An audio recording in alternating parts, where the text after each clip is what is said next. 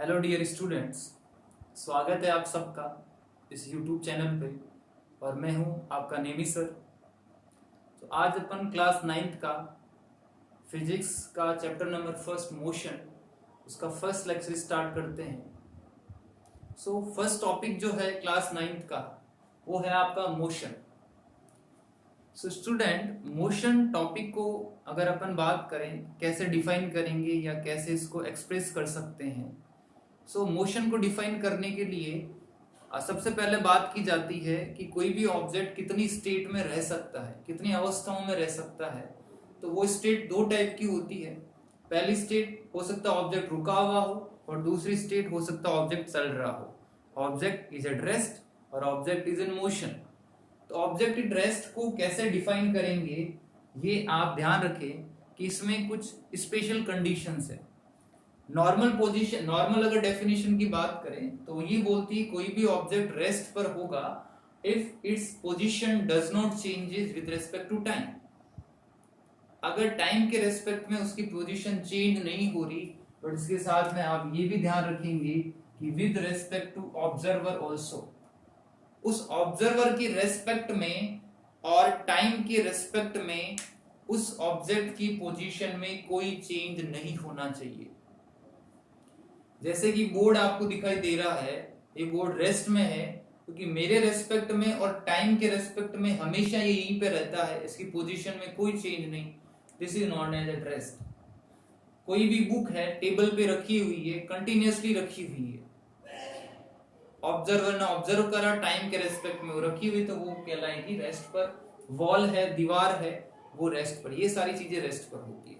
Motion की बात करें तो पोजीशन का टाइम के साथ और ऑब्जर्वर के साथ चेंज होना, उसको बोलेंगे motion. For example any moving train, कोई भी मूविंग कार है, या कोई भी आपने बॉल फेंकी, बॉल थ्रो करी, वो भी मोशन में होती है। तो ये कुछ एग्जाम्पल्स है रेस्ट और मोशन की।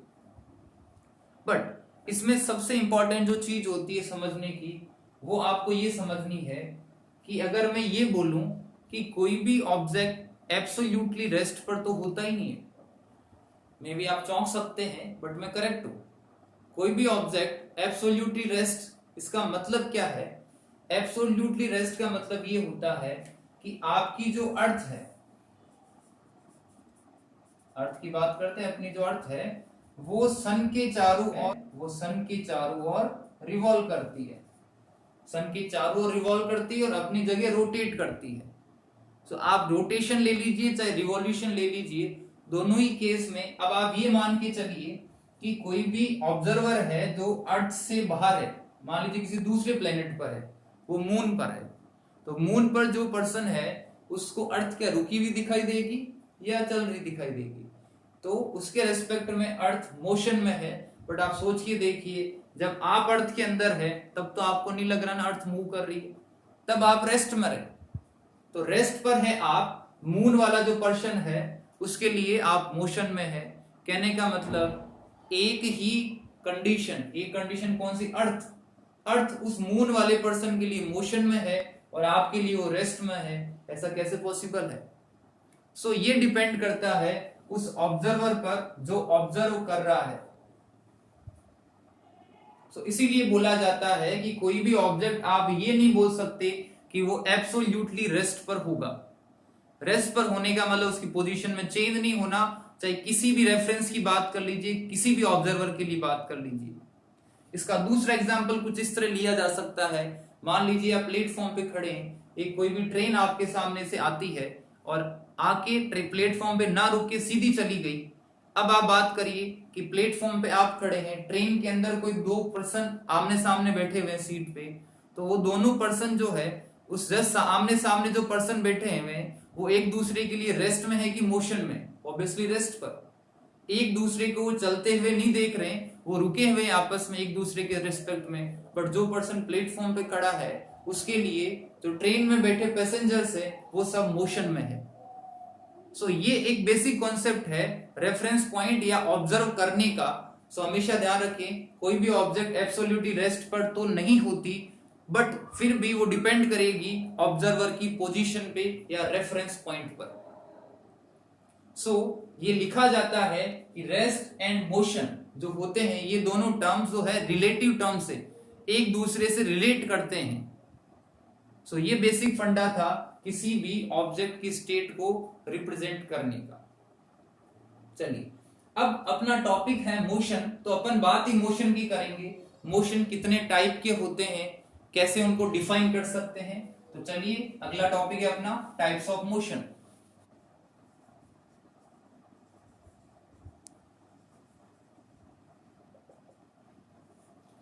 वैसे मोशन के बहुत सारे टाइप होते हैं, बट पर्टिकुलर कुछ बेसिक मोशन के टाइप्स की बात करेंगे आपकी क्लास ऑफ पॉइंट व्यू से। तो फर्स्ट होता है straight line motion. Straight line motion या जिसको बोला जाता है rectilinear motion. Straight line motion और रेक्टिलिनियर मोशन, इस टाइप के मोशन में ऑब्जेक्ट जो है वो मूव करता है किसी भी स्ट्रेट लाइन में, moves in a straight line path. So ऐसे मोशन को अपन क्या बोलेंगे, रेक्टिलिनियर मोशन और straight line motion. Second one अगर बात करें तो सेकंड मोशन आपका होता है circular motion. What do you mean by circular motion? Circular motion का मतलब हो गया किसी भी फिक्स पॉइंट के अबाउट उसके चारों ओर रिवॉल्व करना, ऐसे मोशन को बोलेंगे circular motion. So we can say that revolve around a fixed point। अगर किसी भी फिक्स पॉइंट के अबाउट कोई ऑब्जेक्ट या पॉइंट रिवॉल्व करता है तो उसको अपन बोलेंगे कि वो सर्कुलर मोशन में है। For example motion of fan. Number third होता है oscillatory motion. Number third is oscillatory motion. What is the meaning of oscillatory motion? Oscillatory motion का मतलब जैसे कि आपने घड़ी का पेंडुलम देखा होगा। सो ये घड़ी का पेंडुलम है, वो कई बार इधर जाता है फिर इधर आता है। सो ये जो अगर मैं बोलूं कि वो किधर भी ना जाए तो कहां रुका हुआ मिलेगा, इस पोजीशन पे। इस पोजीशन को नाम दिया जाता है मीन पोजीशन या equilibrium position. So this position is known as mean position. इस मीन पोजीशन के या तो राइट साइड में जाएगा या वो लेफ्ट साइड में जाएगा। सो इसी मोशन को बोला जाता है ऑसिलेटरी मोशन। ऑसिलेट करता है, पहले वो इधर गया वापस आया फिर इधर गया वापस यूं आया। तो these are known as oscillatory motion. So if an object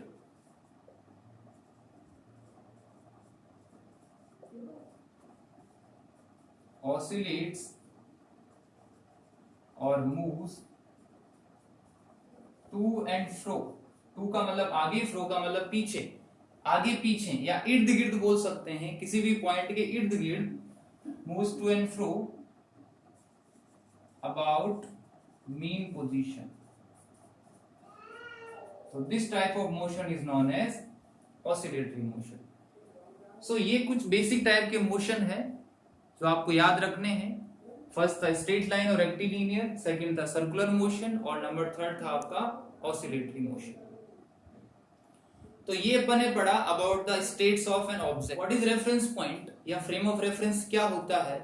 तो जैसे कि अपन ने बात करी किसी भी ऑब्जेक्ट की पोजीशन को डिफाइन करने के लिए जो बेसिक पॉइंट यूज किया जाता है, जैसे कि ग्राफ की बात कीजिए आप, जब आप ग्राफ ड्रॉ करते थे एक्स और वाई, तब आपको किसी ने बोल दिया कि 2,0 बताइए कहां पर होगा, तो आपने यहाँ पे 2,0 कैसे कर लिया? यहाँ पर आपने 0,0 माना तभी तो 2,0 यहाँ पर हुआ। सो यहाँ पे जो 0,0 है इसी को बोला जाता है रेफरेंस पॉइंट। कहने का मतलब एक रेफरेंस पॉइंट आपको लेना होता है जिसके रेस्पेक्ट में आप हर किसी ऑब्जेक्ट की पोजीशन को डिफाइन कर सकते हैं। जैसे कि मान लीजिए कोई भी ऑब्जेक्ट है, लेट सपोज एक्स एक्सिस की मैं बात करता हूं, यहां पर कोई ऑब्जेक्ट है इस जगह, ये ऑब्जेक्ट O है। t इक्वल्स टू 1 सेकेंड के बाद वो यहां पर है, 2 के बाद यहां पर है, 3 के बाद यहां पर है, 4 के बाद यहां पर है, 5 के बाद यहां पर है, सेकेंड्स पे। तो मान लीजिए 1 सेकेंड के बाद ये जो डिस्टेंस है ये 10 मीटर है, ये डिस्टेंस भी 10 मीटर है, कहने का मतलब सबके बीच में गैप 10 मीटर है। तो आपसे बोला कि उस ऑब्जेक्ट ने 5 सेकंड में कितनी डिस्टेंस कवर की। अब आपको ये ध्यान रखना है कि 5 सेकंड में डिस्टेंस जो कवर की तो किसी ना किसी एक फिक्स पॉइंट से की होगी, और वही फिक्स पॉइंट कहलाता है रेफरेंस पॉइंट और फ्रेम ऑफ रेफरेंस।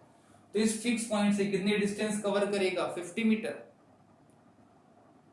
ऐसा हो सकता था कि ये पॉइंट, मैं ऐसा बोलता कि पॉइंट यहां पर नहीं होके यहां पर कहीं है, तो डिस्टेंस तो इतनी ही कवर करता अभी भी, बट उसका रेफरेंस पॉइंट चेंज हो चुका है। पहले रेफरेंस पॉइंट के वो पॉजिटिव डायरेक्शन में जा रहा था, ये सारी जो राइट साइड में डायरेक्शन होती है उनको पॉजिटिव डायरेक्शंस ली जाती है फिजिक्स के अंदर। अभी बात करेंगे डायरेक्शन की। इन सबको पॉजिटिव डायरेक्शन लिया जाता है, अगर लेफ्ट साइड में जा रहा है तो नेगेटिव डायरेक्शन। तो पहले रेफरेंस पॉइंट जब यहाँ था तो ऑब्जेक्ट मूव कर रहा था पॉजिटिव डायरेक्शन में, जब रेफरेंस पॉइंट यहाँ पर है तो हो सकता है कि पहले वो इधर जाए फिर वापस इधर आए, तो पहले पॉजिटिव डायरेक्शन फिर नेगेटिव डायरेक्शन। तो रेफरेंस पॉइंट किसी भी ऑब्जेक्ट की पोजीशन को डिफाइन करने के लिए बहुत नेसेसरी होता है। तो ये है आपका रेफरेंस पॉइंट। इसके बाद आता है कि जो फिजिकल क्वांटिटीज होती है, कुछ क्वांटिटीज होती है उसको अपन दो कैटेगरी में डिफाइन कर सकते हैं। अब वो कैटेगरीज कौन सी होती है?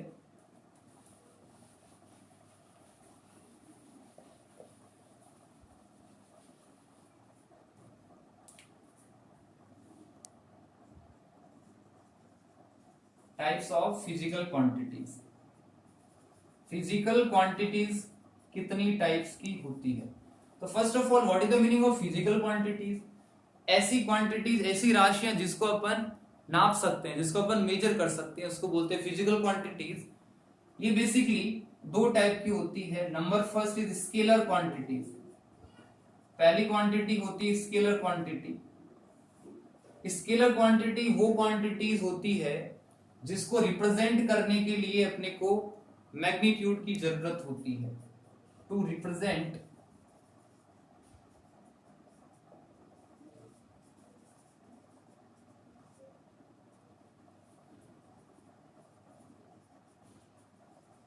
जिसको रिप्रेजेंट करने के लिए अपने को मैग्नीट्यूड की रिक्वायरमेंट होती है।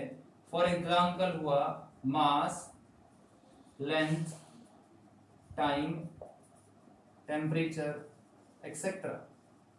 तो ये कुछ क्वांटिटीज है। डिस्टेंस, अब इसको समझेंगे कैसे कि क्या स्केलर क्वांटिटी है और दूसरी होती है आपकी वेक्टर क्वांटिटी। पहले डेफिनेशन बता देते हैं क्या होता है। सेकंड है वेक्टर क्वांटिटीज। तो वेक्टर क्वांटिटीज को रिप्रेजेंट करने के लिए मैग्नीट्यूड के साथ साथ it's require magnitude as well as direction.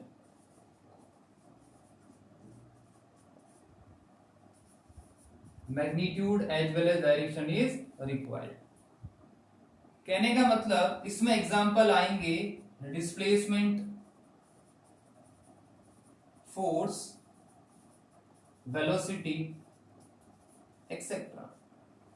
अब इसको समझते हैं कि दोनों का क्या सिग्निफिकेंस है।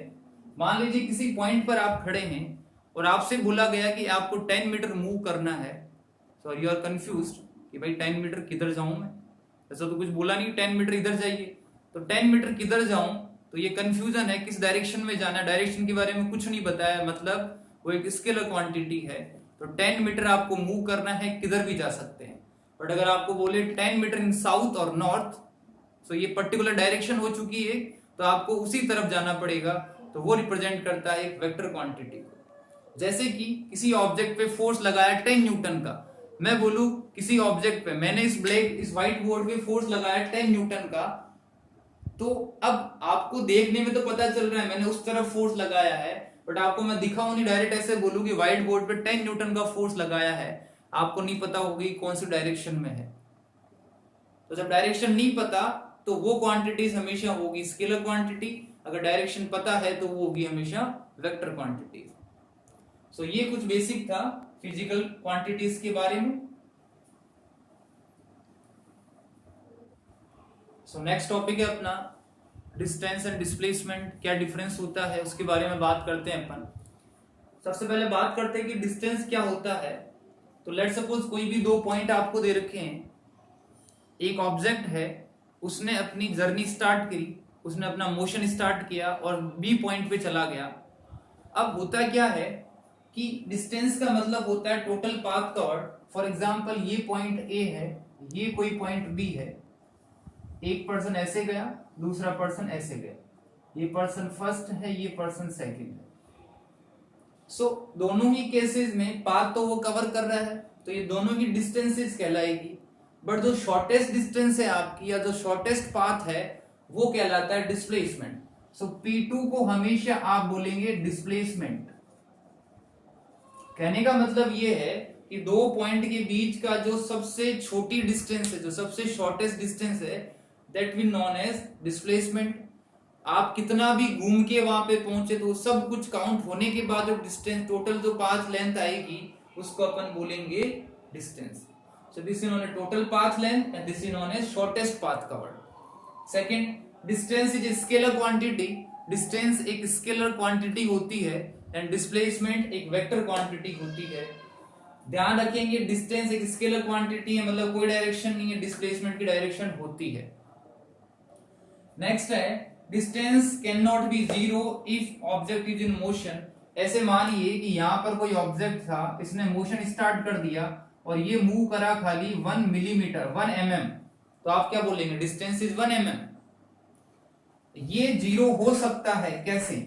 मान लीजिए यहाँ पे कोई ऑब्जेक्ट है, ये वॉल है, मान लीजिए बॉल है, ये बॉल को आपने यहाँ पे फेंका 10 मीटर दूर, टकरा के वापस वहीं पे आ गई अगर बॉल, तो आपसे बोला कि टोटल डिस्प्लेसमेंट कितना। तो डिस्प्लेसमेंट कैसे कैलकुलेट करते हैं? तो ये जो डायरेक्शन है इसको हमेशा पॉजिटिव लिया जाएगा, इधर वाली जो डायरेक्शन है इसको नेगेटिव लिया जाएगा। जैसे कि अभी आपको लास्ट टॉपिक में बात करी थी, राइट डायरेक्शन वाली जो राइट डायरेक्शन होगी, या मैं बोलूं प्लस एक्स डायरेक्शन, वो हमेशा होगी पॉजिटिव।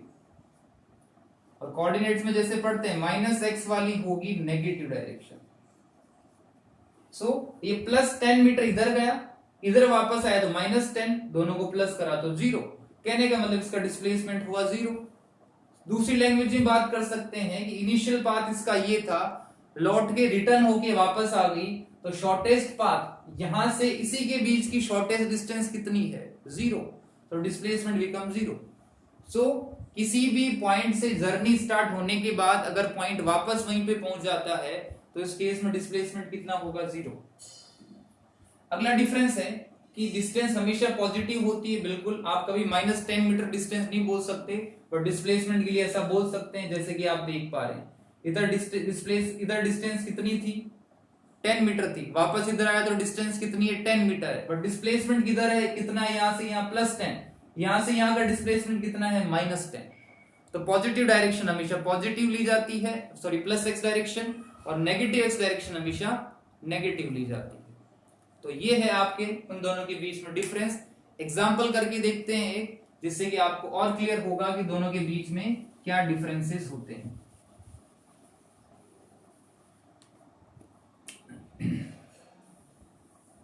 मान लीजिए ये कोई सर्कुलर पाथ है, एक पर्सन है, उसने अपनी जर्नी स्टार्ट करी पॉइंट ए से और वो पहुंचा पॉइंट बी पर। जर्नी स्टार्ट करी पॉइंट ए से और वो पहुंचा पॉइंट बी पर। इस सर्कुलर पाथ की रेडियस आपको दे रखी है 100 मीटर। आपसे पूछा जाता है कि जब वो ए से बी तक पहुंचा तो इस केस में डिस्टेंस कितनी होगी। तो आप क्या करेंगे? डिस्टेंस मतलब टोटल पाथ कवर्ड, तो यहां से लेके यूं आके पॉइंट बी पे पहुंचा। तो आप ध्यान से अगर देखें तो ये पूरा सर्किल है, यहां से यहां पहुंचा तो ये बन गया सेमी सर्किल के अंदर। पूरे सर्किल की सरकमफ्रेंस, तो मैं बोल सकता हूं distance equals to circumference of, किसकी सरकमफ्रेंस लेंगे? सेमी सर्किल की। सरकमफ्रेंस ऑफ सेमी सर्किल कितनी होती है? Pi r. Pi into distance आपको दे रखी है रेडियस की 100, तो आंसर आ जाएगा 100 पाई। पाई की वैल्यू 3.14 या 22/7। सो ये लगभग अप्रोक्सीमेट आ जाएगा 314 मीटर। तो डिस्टेंस आया 314 मीटर। इसी में मान लीजिए आपको डिस्प्लेसमेंट कैलकुलेट करना होता तो कितना आता? तो डिस्प्लेसमेंट हो गया दोनों पॉइंट के बीच की शॉर्टेस्ट डिस्टेंस, तो घूम के नहीं जा सकते आप, ए से बी बिल्कुल स्ट्रेट जाना है, शॉर्टेस्ट पाथ होना चाहिए वो। सो यहां से यहां की शॉर्टेस्ट डिस्टेंस कितनी हुई, it is equal to diameter of circle. Shortest कितनी हुई, डायमीटर ऑफ सर्किल, वो होती है 2r, r की वैल्यू 100 दे रखी है, सो ये हो गया 200 मीटर। तो डिस्टेंस आई 314, डिस्प्लेसमेंट आया 200 मीटर। इसका मतलब हुआ कि डिस्टेंस हमेशा डिस्प्लेसमेंट से ज्यादा, इज ग्रेटर देन और लेस, ग्रेटर देन और इक्वल टू होती है। बराबर कब हो सकती है, आप सोच के देखिए, अगर कोई भी ऑब्जेक्ट बिल्कुल स्ट्रेट लाइन में चले, ए से बी तक कोई भी ऑब्जेक्ट स्ट्रेट लाइन में गया, 100 मीटर कवर करा, आपसे पूछा डिस्टेंस एंड डिस्प्लेसमेंट कितना है, answer will be same, because यही तो शॉर्टेस्ट पाथ है और यही तो टोटल पाथ है। तो स्ट्रेट लाइन मोशन में डिस्टेंस डिस्प्लेसमेंट इक्वल होता है, बाकी सारे मोशन में डिस्टेंस हमेशा डिस्प्लेसमेंट से बड़ा होगा। अब यहां पे ये क्या लगा रखा है, डिस्प्लेसमेंट का मोड। डिस्प्लेसमेंट का मोड का मतलब होता है मैग्नीट्यूड, ये जो सारा लिखा हुआ है इसका मतलब होता है मैग्नीट्यूड ऑफ डिस्प्लेसमेंट। अगर आप डिस्प्लेसमेंट का मैग्नीट्यूड लेंगे तो वो डिस्टेंस के इक्वल होगा। मैग्नीट्यूड अगर लेंगे डिस्प्लेसमेंट का, वो डिस्टेंस के इक्वल होगा। समझ में आ रही बात, क्योंकि होता है क्या, डिस्प्लेसमेंट एक ही तो अलग चीज है, डायरेक्शन, डायरेक्शन हटा दो, खाली मैग्नीट्यूड बचा। याद कीजिए मैंने बोला था 10 मीटर चलना है और 10 मीटर नॉर्थ में चलना है, 10 मीटर चलना है या 10 मीटर नॉर्थ में चलना है, नॉर्थ को हटा दिया, क्या बचा, 10 मीटर चलना है। अब 10 मीटर चलना क्या था, डिस्टेंस। तो खाली मैग्नीट्यूड अगर लेंगे डिस्प्लेसमेंट का तो डिस्टेंस के इक्वल होता है। इन दोनों की जो एसआई यूनिट की बात करते हैं, जो एसआई का मतलब होता है स्टैंडर्ड इंटरनेशनल जो यूनिट होती है इन दोनों की, वो दोनों की होती है मीटर। एसआई यूनिट जो होती है दोनों की वो होती है मीटर, ध्यान रखेंगे। अदर यूनिट्स क्या क्या हो सकती है और किस किस में इसको रिप्रेजेंट कर सकते हैं, सो हो सकता है किलोमीटर, मिलीमीटर, ये सारी चीजें हो सकती है, सेंटीमीटर, इन सब में इसको रिप्रेजेंट कर सकते हैं। रिलेशन पता होना चाहिए इन सब में, किसमें कितने मीटर होते हैं, कितने किलोमीटर होते हैं, ये सारी चीजें। सो यहां पर अगर आपसे पूछे कि 1 किलोमीटर, सो ये हो गया 1000 मीटर। अगर पूछे 1 मीटर तो ये हो गया 1000 मिलीमीटर। अगर आपसे पूछे 1 मीटर तो ये हो गया 100 सेंटीमीटर। सो आपको सबको कन्वर्ट करना है बेसिकली मीटर के अंदर। ऐसे इसका उल्टा पूछ लिया, 1 mm में कितने मीटर, तो 10 की पावर -3, -3 का मतलब होता है 1/1000 metre. Similarly 1 centimetre equals to, तो 1 सेंटीमीटर 10 की पावर -2 मीटर और 1/100 मीटर। तो ये था आज के टॉपिक पे बारे में। अपन ने पढ़ा सबसे पहले states of object, after that distance and displacement. अगर ये आपको वीडियो अच्छा लगता है, आपको अच्छा लगा वीडियो, तो इस वीडियो को लाइक कीजिए, मेरे चैनल को सब्सक्राइब करें, और जो कुछ भी चीजें अच्छी लगी हो कमेंट बॉक्स में जरूर उसको लिखिए, और बेल आइकन को दबाना ना भूलें, जिससे कि नेक्स्ट वीडियो का नोटिफिकेशन सबसे पहले आपको पहुंचे।